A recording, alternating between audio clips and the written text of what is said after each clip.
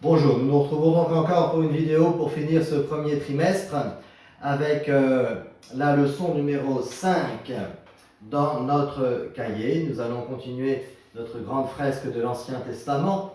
Nous avions, et c'était une leçon importante, la dernière fois parlé de la suite d'événements qui avait fait que le peuple des Hébreux, qui avait reçu avec Abraham le pays de Canaan, avait dû, au bout de 3 générations, quitter ce pays et partir en Égypte, là où Joseph les a accueillis et où ils ont prospéré dans un premier temps.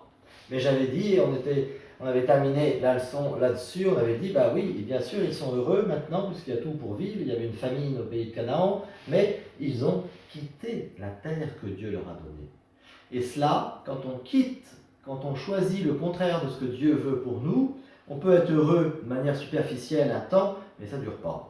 Parce qu'on n'est pas fait pour ça. On n'est pas fait pour vivre loin de Dieu. Cette image du pays de Canaan, pour les Hébreux, c'est ça pour nous, vivre loin de Dieu.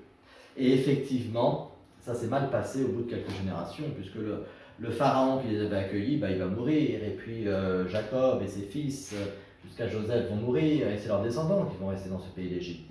Au bout de quelques générations, il y a un pharaon qui va se dire, mais c'est quoi ce peuple qui est chez nous?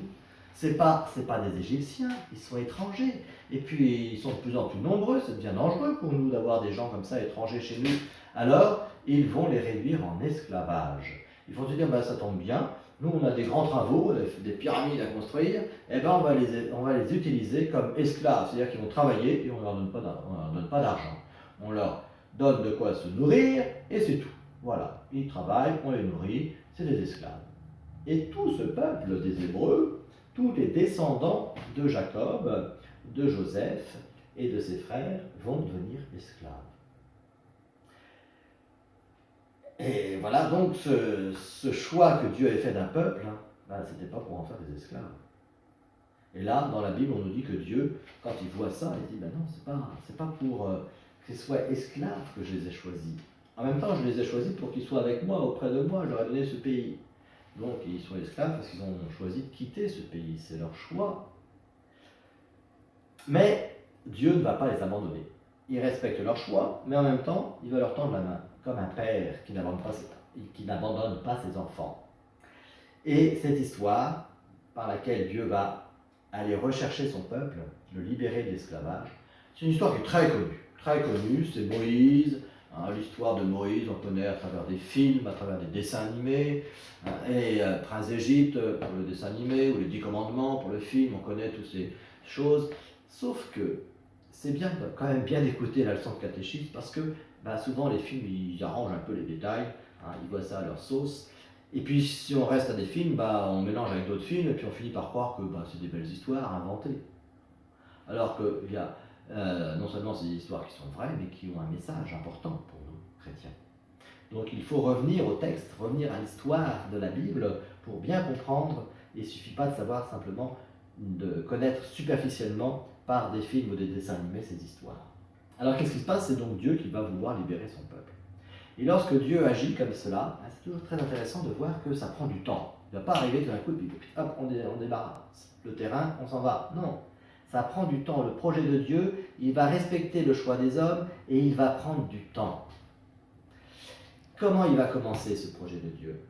Il va commencer quand la situation sera la pire. C'est quoi cette situation la pire? Eh bien, c'est que ces esclaves, ils sont non seulement esclaves, mais ils vont être de plus en plus contraints et humiliés par les Égyptiens.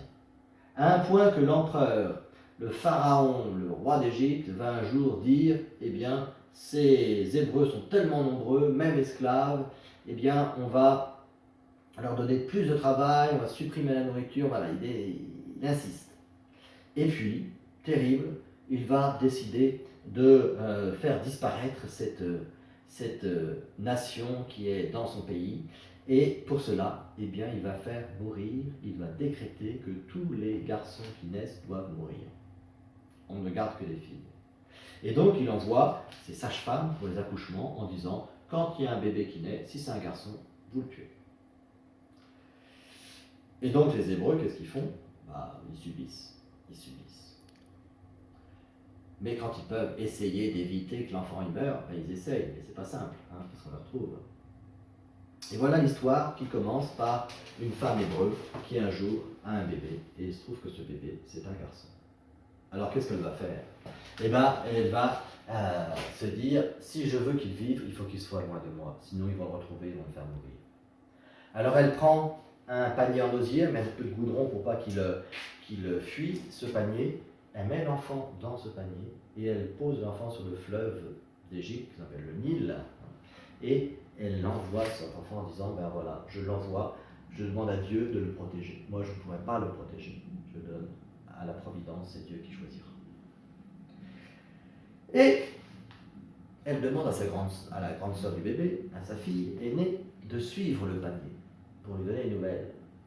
Alors la jeune fille suit pour voir ce que va devenir ce panier.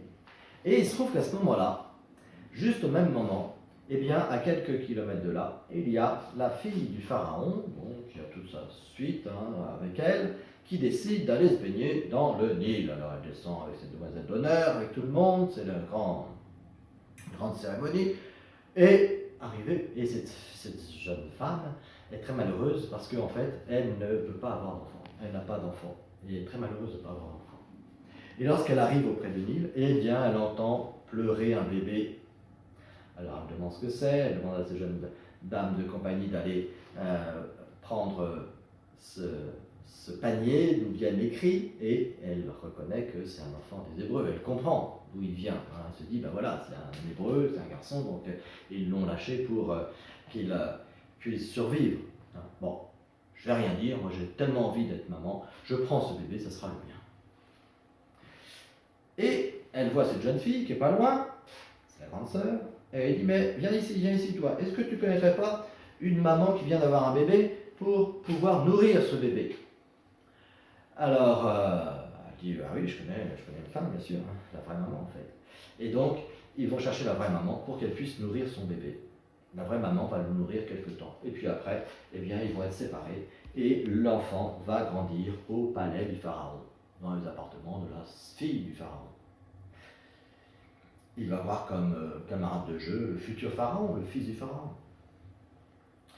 Et cet enfant, eh bien, il va falloir lui donner un nom. Eh bien, la fille du pharaon va l'appeler Sauver des eaux, puisqu'elle l'a sauvé du Nil, où il allait se noyer, et dit, je l'appellerai Sauver des eaux. Et dans sa langue, Sauver des eaux, ça se dit Moïse. Voilà donc l'enfant, ce qui va grandir au palais, c'est Moïse. Moïse grandit, effectivement, il a toute la culture des Égyptiens, il a le prestige des Égyptiens de la classe supérieure, puisqu'il grandit au palais, mais il n'est pas égyptien.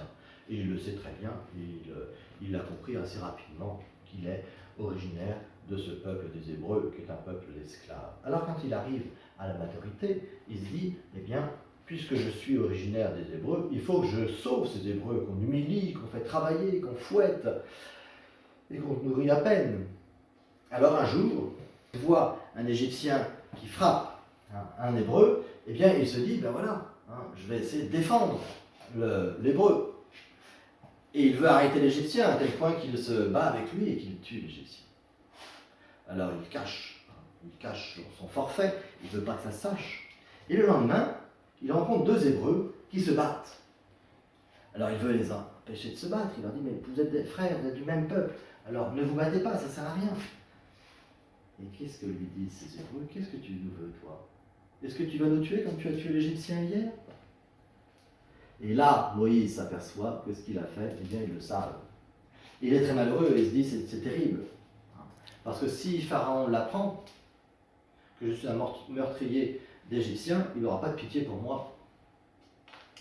Et ce qui est le plus difficile pour Moïse, en fait, c'est qu'il s'aperçoit qu'il n'est pas vraiment égyptien, qu'il ne sera pas défendu par les Hébreux, par les Égyptiens s'il le faut, et en même temps qu'il n'est pas hébreu, qu'il n'est pas reconnu par les Hébreux.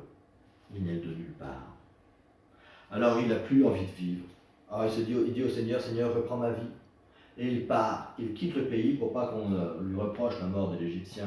Il quitte le pays en se disant, moi j'ai essayé d'aider les Hébreux, ils ne veulent pas de mon aide, tant pis, je ne sers plus à rien. Et il marche droit dans le désert en se disant, Seigneur, reprends ma vie. Sauf que le Seigneur ne va pas reprendre sa vie.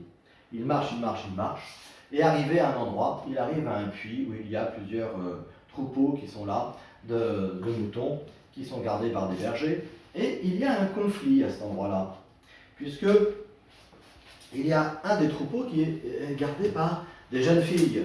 Et elles se font dominer par d'autres bergers qui les expulsent, qui les repoussent et qui ne leur permettent pas d'abreuver leurs bêtes. Alors, qu'est-ce que fait Moïse? Il les défend, tout simplement. Et puis il les défend tellement bien que ces jeunes filles, elles sont sept sœurs, eh bien, elles lui disent, venez chez nous, on va vous présenter notre père. Et donc, il les suit, et puis les voilà accueillis dans cette famille. Le père, qui s'appelle Jéthro, va accueillir Moïse et le remercier d'avoir défendu ses filles, et puis lui dire, écoutez, soyez chez moi, chez vous. Et Moïse reste. Et il va s'occuper avec les sœurs du troupeau. Il va tellement bien s'en occuper qu'il va devenir le gendre de Jéthro, il va se marier avec la fille aînée, avec Sipora, et il va devenir donc le gendre de Jéthro. Et un jour, où Moïse garde, donc il a complètement refait une vie en fait. Voilà, il est reparti ailleurs, il s'est marié, des enfants, il a une autre vie, loin d'Égypte, loin des Hébreux. Et quelque temps après, alors qu'il court après un petit agneau qui s'est perdu dans la montagne, il voit quelque chose d'étonnant. De loin, il voit un feu, déjà un feu qui brûle tout seul. Bon, il s'approche, et plus il s'approche, plus il est étonné, parce que ce feu, il brûle sur un buisson, mais le buisson, il ne se consume pas. Il est vert, avec des feuilles, et les feuilles restent vertes dans le feu. Normalement, le feu, il devrait consumer les branches, mais non, il reste vert. Alors, il se dit, il faut que j'approche voir de cette curiosité. Et il entend une voix qui l'appelle, Moïse, Moïse, ce lieu est sacré, retire tes sandales. Après, il retire ses sandales, il s'approche, et en fait, il s'aperçoit que c'est la présence de Dieu qui vient à lui, à travers ce buisson. C'est la première fois dans la Bible que la présence de Dieu va être visible. C'est intéressant ça. Petit à petit, Dieu un jour sera complètement visible avec Jésus qui viendra. Mais pour l'instant, quand on parlait de Dieu qui s'adresse à Abraham, qui s'adresse à Isaac, à Jacob, à Joseph, eh bien, c'était à l'intérieur d'eux-mêmes, dans leur cœur, dans leur tête, qu'ils entendaient, qu'ils comprenaient la voix de Dieu. Là, eh bien, physiquement, Moïse voit quelque chose qui représente Dieu à travers le feu. Et le feu, c'est intéressant parce que justement, c'est ce symbole de ce qui réchauffe, ce qui éclaire, qui purifie, donc qui est positif, mais en même temps qu'on ne peut pas posséder. Si on veut l'attraper, on va se brûler. Donc en même temps, on a beaucoup à recevoir de cette présence, mais en même temps, on ne peut pas la posséder, on ne peut pas la prendre pour nous, on doit l'accueillir simplement. Et donc ce buisson, qu'on appelle le buisson ardent, qui brûle sans se consumer, c'est la présence de Dieu. Et Dieu va parler à Moïse. Et qu'est-ce qu'il va lui dire? Il va lui dire, je t'envoie en mission, retourne voir Pharaon pour libérer mon peuple qui est esclave, mon peuple qui est devenu complètement dominé par des princes de ce monde. Alors, Moïse va dire, oui, mais j'ai déjà essayé, ça ne marche pas, mais je serai avec toi. Prends ton bâton et vas-y, je serai avec toi. Voilà, ce que Dieu dit simplement, c'est je serai avec toi. Ils ne disent pas comment ça va se passer, mais il dit, t'as essayé, c'est bien, mais tout seul, ça ne pouvait pas marcher. Maintenant, je serai avec toi, et là, ça sera différent. Et puis je lui dis aussi, mais qui es-tu, Dieu, si on te demande qui m'a parlé? Alors, il dit, je suis le Dieu d'Abraham, d'Isaac et de Jacob, voilà, de tes ancêtres. Je suis le Dieu de tes ancêtres, le même Dieu qui avait parlé à Abraham il y a très longtemps. Il y a 800 ans à peu près. Ça s'était passé avant lui. Voilà donc la rencontre de Moïse avec Dieu dans le buisson ardent. Et donc Moïse va quitter Jéthro et va repartir vers sa mission, vers l'Égypte.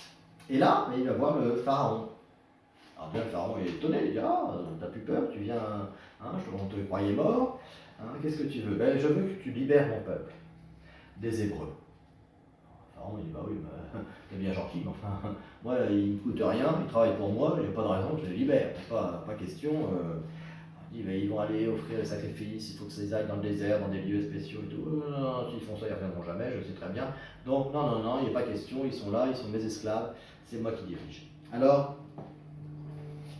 Moïse, il savait que ça allait s'il y a comme ça, de toute façon, il n'y avait pas de raison. Mais Dieu l'a envoyé, alors il l'a fait. Et Dieu lui dit, mais oui, mais impressionne-le. il impressionne, par exemple, il prend son bâton, il le jette par terre et son bâton devient un serpent. Pharaon, il dit, j'ai des magiciens, ils font pareil, il fait venir ses magiciens, hop, les magiciens, ils transforment leur bâton en serpent, mais quand même, le serpent de Moïse va manger les serpents des magiciens. Donc déjà, quand même, il y a un petit doute. Et puis après, Dieu va envoyer des plaies. Les 10 plaies d'Égypte, c'est-à-dire des catastrophes qui vont tomber sur l'Égypte. Puisque Pharaon ne veut pas écouter Moïse, Moïse dit attention, Dieu va se venger contre ton peuple. Et il y a des catastrophes. C'est une pluie de sauterelles qui va ravager toutes les récoltes, une pluie de grenouilles, ça va être l'eau du Nil et toutes les eaux d'Égypte qui vont devenir du sang. Ça va impressionner tout le monde. Les ténèbres, la nuit qui va tomber, le jour qui va plus venir. Il y a comme ça plusieurs plaies qui tombent sur l'Égypte, jusqu'à la dernière, parce qu'à chaque fois, Pharaon se dit oui, mais ça c'est pour l'impressionner, c'est des tours de magicien, c'est pas Dieu ne peut pas se tourner contre nous, Pharaon est tellement sûr de lui. Et finalement, la dernière plaie, ça sera terrible. Ça va être quelque chose qu'il va falloir préparer. Dieu va dire à Moïse, eh bien voilà, tu vas dire à mon peuple que cette nuit, il s'en va. Il doit se préparer. Mais pour se préparer, eh bien, il va suivre une liturgie, il va suivre des rites. Il va se réunir par famille, en accueillant les gens qui sont plus seuls, pour qu'il y ait un groupe à chaque fois, une famille qui se réunit autour d'un repas où on va manger un agneau. On va prendre un petit agneau par famille, on va l'égorger, on va le griller et on va le manger entièrement.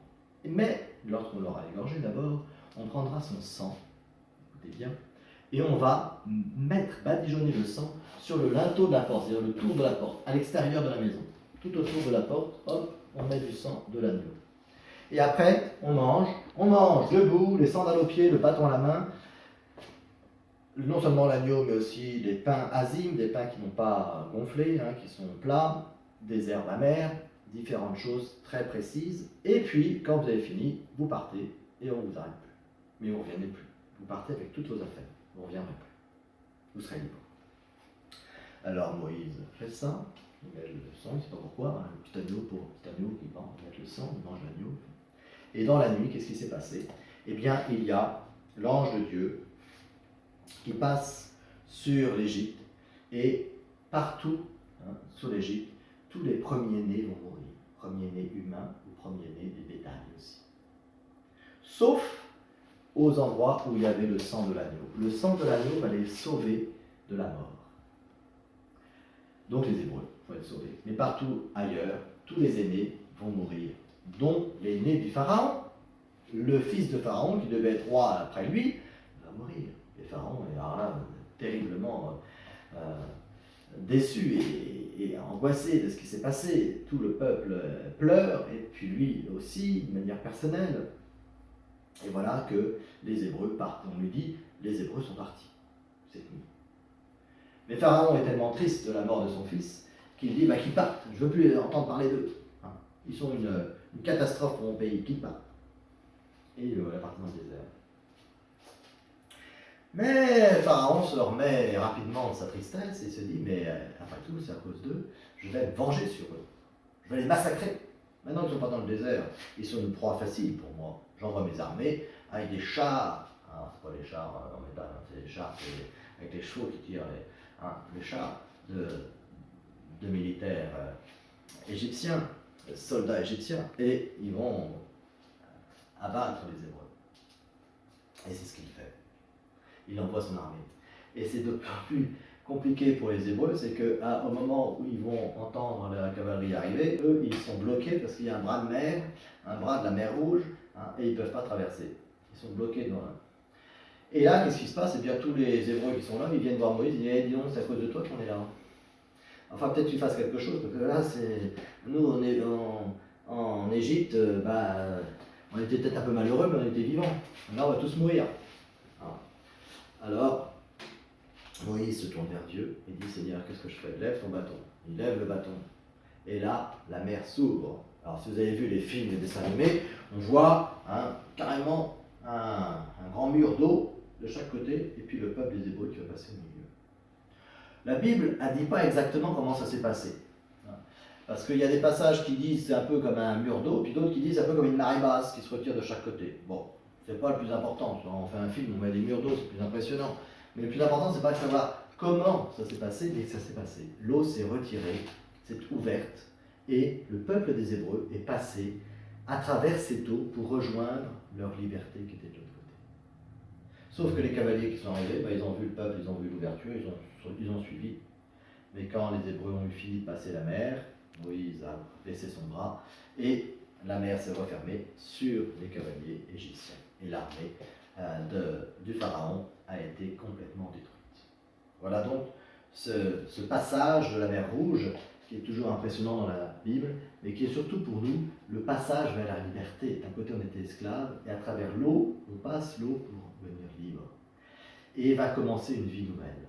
Eh bien c'est exactement ce qui se passe pour nous quand nous sommes baptisés. On passe à travers l'eau pour aller vers la liberté des enfants de Dieu.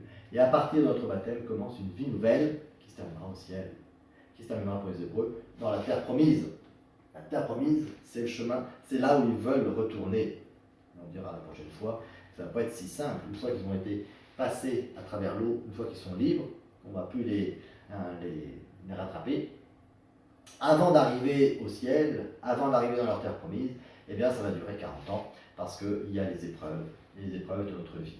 Voilà. Nous passons à travers l'eau, par le baptême, mais avant d'arriver au ciel, eh bien, il y a toute notre vie qui doit nous permettre un jour d'aller au ciel. Et cela, eh bien, ces 40 ans que les Hébreux ont connus dans le désert, ils vont être un peu pour nous d'une image. Et ce que Dieu a fait pour eux, ça va être un peu une image aussi de ce que Dieu va faire pour nous pendant notre vie, pour nous permettre un jour d'aspirer d'aller à cette terre promise qui est pour nous le ciel. Voilà donc l'histoire des Hébreux, de leur libération, comment ils sont passés de l'esclavage à la liberté. Vous voyez, ça prend du temps, et puis ça respecte le choix des hommes, et puis ça, en même temps, Dieu agit vraiment de manière forte pour notre bien. Alors cette histoire, elle est importante dans l'histoire des Hébreux, parce que c'est vraiment fondateur, hein, c'est ce que Dieu a fait pour eux. C'est tellement important que, eh bien, ils vont prendre l'habitude, tous les ans, de faire une grande fête pour célébrer l'anniversaire de cette libération. Cette grande fête, ils vont l'appeler la fête du passage, puisqu'ils étaient passés de l'esclavage à la liberté. Ils étaient passés d'un côté de la mer Rouge à l'autre côté de la mer Rouge. Et cette fête du passage, eh bien, les Juifs, les Hébreux, vont la célébrer tous les ans. Ça s'appelle le mot passage, ça se dit Pâques, la fête de la Pâques. Et nous, notre fête de Pâques, elle viendra de là. C'est l'ancêtre de notre fête, on verra ça après, comment Jésus va transformer, va faire passer de la Pâque, qui était simplement un souvenir de ce que Dieu avait fait pour les Hébreux, au vrai passage, qui est le passage dans la vie éternelle, dans le ciel, que Jésus va faire quand il a ressuscité. Donc c'est la fête de la Pâque qui va déjà s'inscrire dans cette histoire des Hébreux. Pour faire la différence entre la fête des Hébreux et la fête des chrétiens, on dit la Pâque pour les Hébreux et Pâques tout seul avec un S, Pâques pour les chrétiens. Voilà. Donc on reprendra un petit peu tout ça, mais c'est important de voir comment cette histoire et notre fête de Pâques s'enracine déjà dans l'histoire des Hébreux, qui est quelque part aussi à comprendre comme notre propre histoire. Voilà pour cette leçon qui est un peu longue, mais qui doit permettre bien sûr d'avoir l'histoire en tête, mais de bien la comprendre, d'en comprendre un peu la portée, l'enjeu vraiment pour nous-mêmes. Voilà, on va se quitter là pour aujourd'hui. On se retrouve le 16 décembre, cette fois-ci c'est sûr, et on se retrouvera physiquement pour une célébration à l'église de Béthisy-Saint-Pierre, le 16 décembre à 17h. À 17h45 exactement pour vous, c'est 17h45 à l'église de Béthisy-Saint-Pierre. Vous allez recevoir aussi dans les jours qui viennent, regardez bien dans votre boîte aux lettres, un petit billet de confession pour venir vous confesser avant Noël. Vous aurez un horaire dans l'église de votre village, ou si ce n'est pas possible, d'autres possibilités pour venir vous confesser de manière individuelle dans vos églises. Alors ne loupez pas cette occasion pour se préparer bien à la fête de Noël, et on se retrouve le mercredi 16 décembre avec le programme aussi pour la suite, cette fois-ci, du deuxième trimestre de l'année de catéchisme. Au revoir, merci d'avoir suivi.